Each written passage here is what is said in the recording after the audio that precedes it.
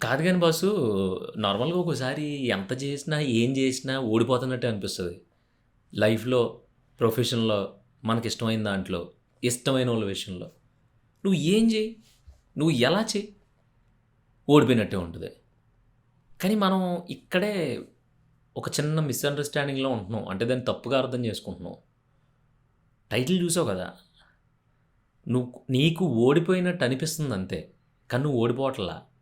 నువ్వు తయారవుతున్నావు. రెడీ అవుతున్నావు. ఇలాంటి సోది కబుర్లు చెప్పకే అని అంటావేమో. నిజంగానే నీకు ఓడిపోతున్నాను అనిపించిన ప్రతిసారి నువ్వు గొప్పగా తయారవుతున్నట్టు లెక్క. దానికి నీ లైఫే ఎగ్జాంపుల్. నీ లైఫ్ ఏంటో నాకు తెలీదు. కానీ నేనిప్పుడు చెప్తాను. అది అవునో కాదో నువ్వు నాకు జెప్పు. ఇప్పుడు నీ స్కూల్లోనో లేదంటే స్కూల్‌లో ఎందుకులే. రీసెంట్‌గా నువ్వేదో ఒక ఎక్స్‌పెక్టేషన్ పెట్టుకొని ఉంటావు. అంటే జాబ్‌లో లేదంటే ఏదో ఒక దాంట్లో ఇలా జరుగుతది, భలే ఉంటది. ఖచ్చితంగా ఈసారి సెట్ అయిపోతాం. మనకి ఇంత కలిసొస్తది. లేదంటే నాకు ఈ పొజిషన్ ఒస్తది. లేదంటే ఇంత సాలరీ పెరుగుతది. లేదంటే ఖచ్చితంగా ఇది నేను బాగా ప్లాన్ జేసి పెడతన్నాను కాబట్టి ఇది సక్సెస్ అవుతది అనిపించింది కదా! మరి అనిపించింది. అది సక్సెస్ అయిందా? అవ్వలేదు. దొబ్బింది.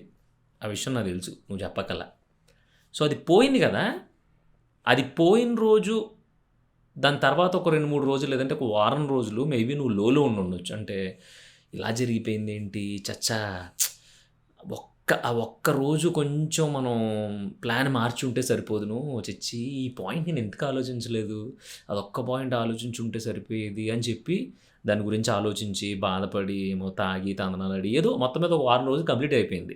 వారం కంప్లీట్ అయిన తర్వాత ఈసారి నీ థాట్ ప్రాసెసు, ఈసారి నీ ఆలోచన, నీ అడుగులు, నువ్వు పెట్టే ఫోకస్సు, నువ్వేసే ప్లాను ఇయన్నీ దాన్నేమంటారు దొంగనాగుడుగా ఆలోచిస్తాడో అలా ఆలోచిస్తావు. ఎందుకంటే ఒక పద్ధతిలో ఎళ్ళావు అవ్వట్ల. ఇంకో పద్ధతిలో ఎళ్ళావు అవ్వట్ల. ఇంకో పద్ధతిలో ఎళ్ళావు అవ్వట్ల. ఇయన్నీ ఫెయిల్యూర్సే. కానీ ఆ ఫెయిల్యూర్‌లో అడుగుపెట్టిన ప్రతిసారి నువ్వు ఆగిపోలేదు కదా! చచ్చిపోయావా? లేదు గదా! బతికే ఉన్నావు. సో, ఈసారి బుర్ర నిజంగానే దొంగ కోళ్ళు పట్టుకునేవాడు బుర్ర ఎంత స్ట్రాంగ్‌గా ఆలోచింతదో అంత స్ట్రాంగ్‌గా ఆలోచిస్తది. లాస్ట్ టైమ్ ఇలా చేసి ఇదంతా చేసిన తర్వాత ఇంక అయిపోద్ది అనుకున్న తర్వాత అమ్మ దీనమ్మ! ఆ పాయింట్‌లో దెబ్బేసింది మనకి. సో, ఆ పాయింట్ కూడా కవర్ చేసినా సరే, ఇంకో పాయింట్ ఏమన్నా వచ్చి ఈసారి ఫెయిల్ అవ్వకూడదు అని చెప్పి ఆలోచించి, ఒకటికి ఒక 1,00,000 సార్లు నీలో నువ్వే దాన్ని కేస్ స్టడీ‌లా తీసుకొని, దాన్ని చీల్చి చెండాడి రకరకాలుగా ఆలోచించి, ఈసారి మళ్ళీ స్టెప్ ఏస్తావు. మళ్ళీ ఫెయిల్ అవుతది. ఇలా ఫెయిల్ అయిన ప్రతిసారి నీ ఆలోచన విధానం మారిపోద్ది. అన్నిట్లికంటే ముఖ్యంగా నువ్వు స్ట్రాంగ్ అవుతూ ఉంటావు. ఎన్ని సార్లు ఓడిపోలేదు జెప్పు జీవితంలో? అంటే పుట్టగానే గెలిచేసాను అనుకోవడం మన భ్రమ. ఆబ్వియస్‌లీ నువ్వు ఇంక నడిచేయాలే ఈ రోజున అని నీకు ఊహ తెలిసినప్పుడు నువ్వు అనుకుని ఉండొచ్చు. నడిచేయాలి అర్జెంట్‌గా ఇప్పుడు ఏదో ఒకటి పట్టుకొని లెగిసిపోవాలని ఏదో ఒకటి పట్టుకొని నడుస్తూ ఉంటావు కదా! అప్పుడు నీ వల్ల కాదు. నాకు తెలిసి ఒక నెల, 2 నెలలు పడుద్ది ప్రాపర్‌గా నడవడానికి. అది ఊహ తెలియని విషయం. నాకు తెలిసి నువ్వు ఒక 10థ్ క్లాస్ నుంచి లెక్క పెట్టుకో. 10థ్ క్లాస్‌లో స్కూల్‌లో చాలా గేమ్స్ పెడతా ఉంటారు. ఆగస్టు 15కి ఆ గేమ్స్‌లో నెగ్గినోళ్ళకి ప్రైజ్‌లు ఇస్తా ఉంటారు. నాకు తెలిసి ప్రతి ఒక్క టార్గెట్ ఏంటంటే ఆడోళ్ళైనా, మగోళ్ళైనా ఈసారి పెట్టే గేమ్స్‌లో కనీసం మనకి 5, 6 సబ్బుల పెట్టెలు, ఒక 2 లంచ్ బాక్సులు, ఒక బ్రష్‌ల బుట్ట ఇయన్నీ వచ్చేయాలి. అలా రావాలంటే నేను ఖచ్చితంగా గెలిచి తీరాలి అని ఆ ఏజ్‌లో నువ్వు తీసుకున్న డెసిషను ఒకసారి గుర్తు తెచ్చుకో 10థ్ క్లాస్ ఏజ్‌లోకెళ్ళి ఎంత స్ట్రాంగ్‌గా అనుకుని ఉంటావు. అవునా గదా! నేను చెప్పిన గిఫ్ట్ బాక్సులతో సహా అన్నీ కరెక్టే. అవును. కానీ ఎన్నొచ్చాయి నీకు? నీకంటే బలమైనోడు ఎవడో ఒకడు తగులుతాడు. ఆడి మీద కోపమొస్తది. ఈడమ్మ ఈడెలా తగులుకున్నాడేంట్రా బాబు అనిపిస్తది. ఆ రోజు గెలవలేకపోతావు. ఆ రోజు బాధపడతావు. మళ్ళీ అది చాలదన్నట్టు ఆగస్ట్ 15 రోజు అందరూ గిఫ్ట్‌లు ఇచ్చినప్పుడు ఎళ్లి అందరూ గిఫ్ట్‌లు తీసుకుంటూ ఉంటే, ఇంకొక్క సెకండ్ గట్టిగా పరిగెట్టుంటే సరిపోదునురా బాబు! కనీసం ఒకటన్నా వచ్చేది అనిపిచ్చేది. కాదు ఈ యమ్మ ఇంకొక్క పాయింట్ తెచ్చుంటే బావున్ను ఆ రోజు కబడ్డీ మ్యాచ్‌లో మా టీమ్ గెలిచేది. మా అందరికీ ప్రైజ్‌లొచ్చేయి అనిపిచ్చేది. అప్పుడు ఓడిపోయావు. సో, అలాగా ప్రతి ఫేజ్‌లోని లైఫ్‌లో ఫస్ట్ టైమ్ ఒక అమ్మాయిని చూసుంటావు. అది 10థా, 9థా, ఇంటర్ ఫస్ట్ ఇయరా, సెకండ్ ఇయరా ఎప్పుడో ఒకప్పుడు. చూసి ఇంక ఇది తప్ప మన లైఫ్‌లో ఇంకేది లేదని డిసైడ్ అయిపోయి, ఇంకా ఆ అమ్మాయినే పెళ్ళంగా ఫిక్స్ అయిపోతావు నువ్వు. నువ్వేమో ఆడే మా ఆయన అన్నట్టు నువ్వు ఫిక్స్ అయిపోతావు. ఇలాంటి కళ్ళకనేసి ఆల్ ఆఫ్ సడెన్ ఒక ఏజ్ వచ్చిన తర్వాత ఇది అవ్వదు అని తెలిసినప్పుడు, అప్పుడుండే నరకయాతన నిజంగా ఘోరం అది. ఎందుకంటే ఇప్పుడు చెప్పుకోవడం ఈజీగా ఉన్నా, అప్పుడు చాలా బరువుగా ఉంటది. అక్కడ ఓడిపోయావు. మరి ఆగిపోయావా? ఆగిపోలేదు. ఇలాగా ప్రతీదీ హుక్ చేసుకుంటారా? నీకు తెలిసినప్పటి నుంచే మహా అయితే ఇంజినీరింగ్ నుంచో, డిగ్రీ నుంచో కాలిక్యులేట్ జేసుకో. ఈ జాబ్ కొట్టేసి హమ్మయ్య! ఇప్పుడు 15,000 జీతం వస్తుంది. 20,000 అయిపోతే ఇంక లైఫ్ సెట్ అవ్వవు.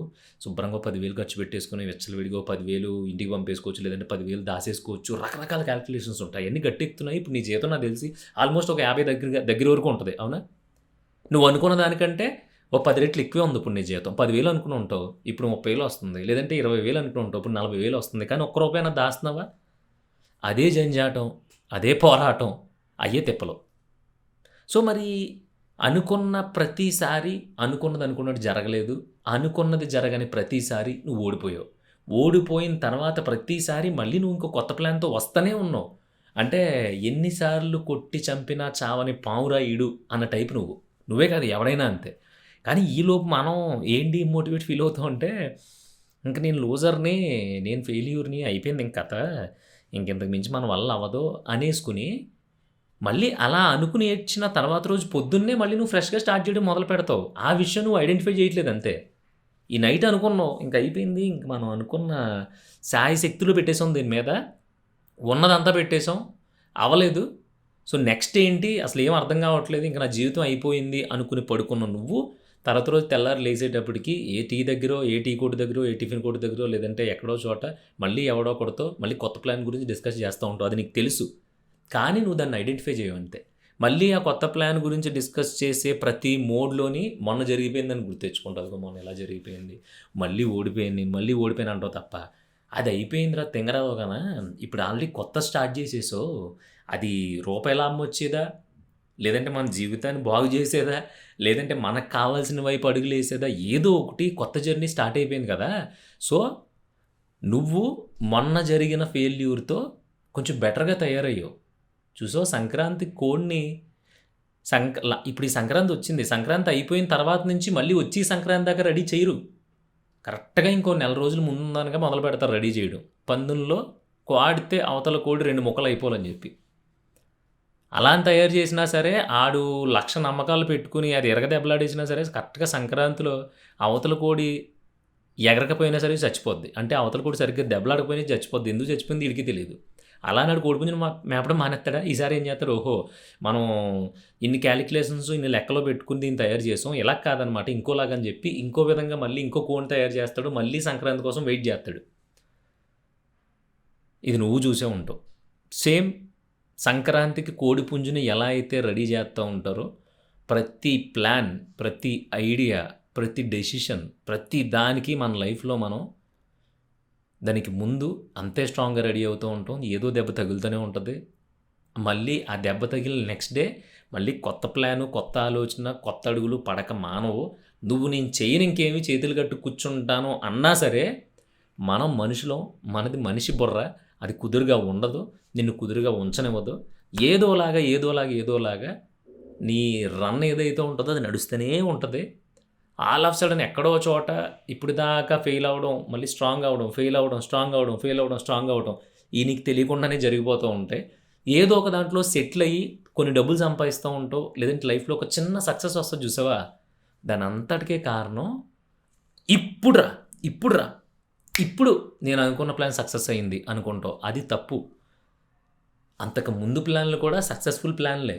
కాకపోతే దానికి నీ మైండ్ సెట్ సరిపోలేదు, నీ స్ట్రెంగ్త్ సరిపోలేదు, నీ స్పీడ్ సరిపోలేదు. సో, అక్కడ ఆ సక్సెస్‌ఫుల్ ప్లాన్‌లు యేసుకున్నా కూడా ఎగ్జిక్యూషన్‌లోను, ఇంకో దాంట్లోను ఎక్కడో ఏయో తేడాలు వచ్చేసి ఫెయిల్ అయిపోయావు.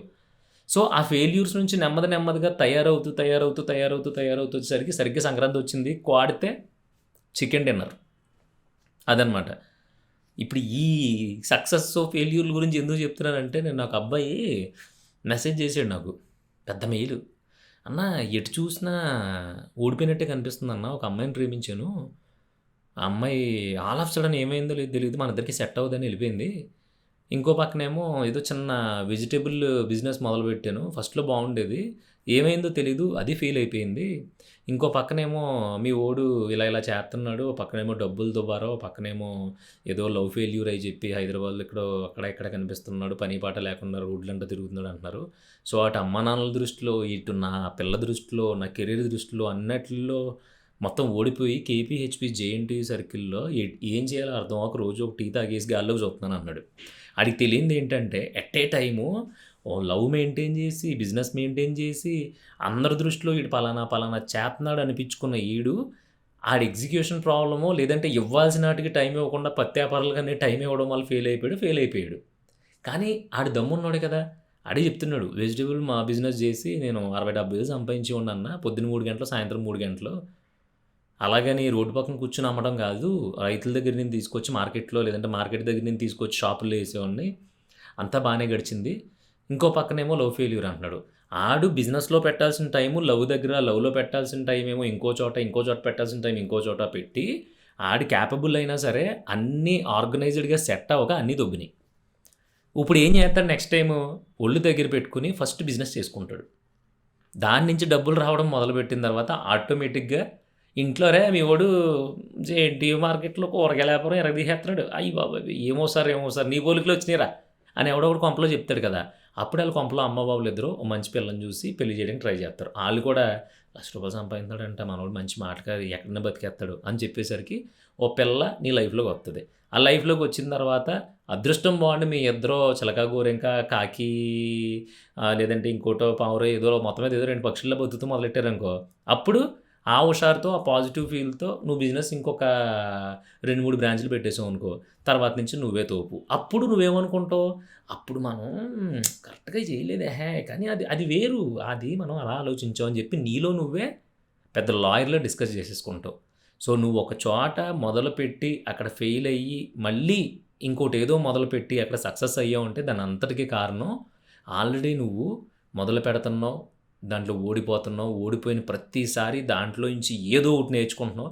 నెక్స్ట్ టైము నీకు తెలియకుండానే లాస్ట్ టైమ్ ఏదైతే ఫెయిల్యూర్ జరిగిందో, ఆ ఫెయిల్యూర్‌లో జరిగిందేది నెక్స్ట్ టైమ్ జరగకుండా నీ సబ్‌కాన్షియస్ మైండ్ అనేది ఆబ్వియస్‌లీ నిన్ను ప్రిపేర్ చేస్తది. ఇది నువ్వేం గుర్తుపెట్టుకోవాల్సిన అవసరంలా. ఇప్పుడు నువ్వు చేయాల్సిందేంటంటే, ఎటు చూసినా ఓటమే కనిపిస్తుందంటే, ఓటములేమి కనిపించవు. అయ్యేమన్నా కొబ్బరి చెట్లా లేదంటే తాడి చెట్లా నీకు కనిపించడానికి. అదంతా నీ ఎక్స్‌పీరియన్స్ వల్లో, నువ్వు కరెక్ట్‌గా ఎగ్జిక్యూట్ చేయకపోవడం వల్లో జరిగిన తప్పులు తప్ప, ఇక్కడ ఎవడో ఓడిపోయినోడంటూ ఉండడు. ప్రయత్నించేవాడు తప్ప. ఒకడో నెల గడవడం కోసం ప్రయత్నిస్తూ ఉంటాడు.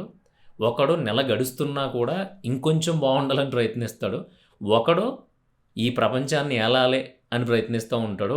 ఒకడు అలా కాదు, ఇలా కాదు, అసలు మనం చెప్పింది గెలవాలి, మనం చెప్పింది నెగ్గాలంతే అనే పంతంతో ప్రయత్నిస్తూ ఉంటాడు. ఎవడికి నచ్చిన దాని గురించి ఆడు ఇక్కడ ప్రయత్నిస్తూనే ఉంటాడు తప్ప ఓడిపోవడం, దాన్నేమంటారు ఫెయిల్ అయిపోవడం, పనికి రాకపోవడం ఏమీ ఉండదు.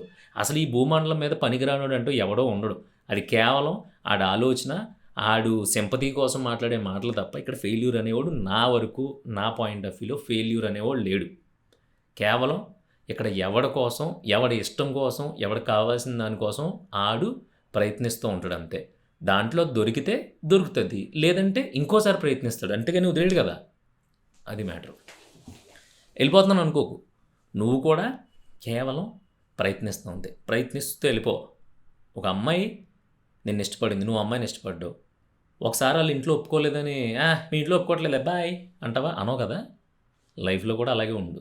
అమ్మాయిల విషయాలు అనేటప్పటికీ మాత్రం ఆగవు. లైఫ్లో మాత్రం ఒక్కసారి ఏదన్నా అనుకున్నది జరగపోయేసరికి ఫెయిల్యూరు, ఓడిపోయాను. ఏం మనిషి